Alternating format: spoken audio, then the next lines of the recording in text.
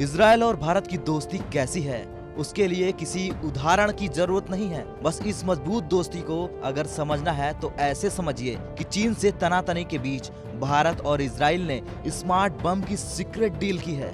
इस डील के तहत इजराइल भारत को bomb guided kits, anti tank guided missiles और सॉफ्टवेयर लैस रेडियो सप्लाई करेगा। जेंस डिफेंस वीकली की तरफ से इस डील की पुष्टि की गई है। भारत ने LAC पर चीन के साथ जारी टकराव के बाद $200 मिलियन की इस डील को साइन किया है। ये डील चुपचाप हुई है और इस साल यानी 2021 तक भारत को ये सभी आइटम मिल जाएंगे, जिसके बाद चीन ने सुपर पावर बनने का जो सपना देखा है वो मिट्टी में मिल जाएगा, क्योंकि भारत के साथ इजराइल का आना मतलब चीन की तबाही।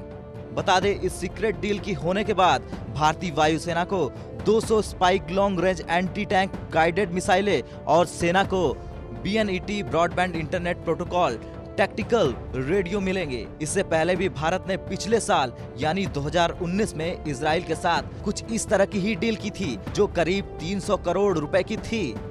हम आपको याद दिला दे, ये स्पाइक बॉम्ब है जिसका इस्तेमाल भारतीय वायुसेना के जाबाजों ने पाकिस्तान में एयर स्ट्राइक के दौरान आतंकवादियों के कैंपों को तबाह करने के दौरान किया था। आसमान से जमीन पर आकर लक्ष्य को तबाह करने में सक्षम और बेहद शक्तिशाली इन बमों के और एडवांस वर्जन को भारत खरीदने की तैयारी कर रहा है। चीन से तनाव के बीच वायुसेना इमरजेंसी फाइनेंशियल पावर्स का इस्तेमाल करते हुए इन बमों को खरीदने का प्लान बना रही है। स्पाइक 2000 बम 70 किलोमीटर तक लक्ष्य को तबाह कर सकता है। इसका नया वर्जन बंकर्स और बेहद मजबूत शेल्टर्स की भी धज्जियां उड़ा सकता है।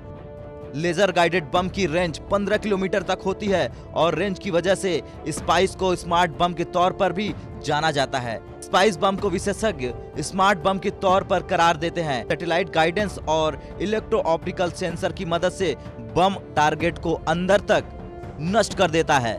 स्पाइस 100 किट में 500 किलोग्राम वजन के बम होते हैं और इसकी रेंज 100 किलोमीटर तक होती है।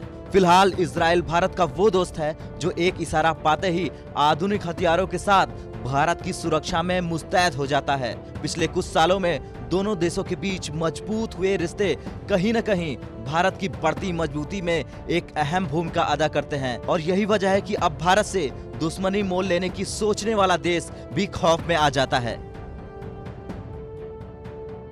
ब्यूरो रिपोर्ट, भारत तक।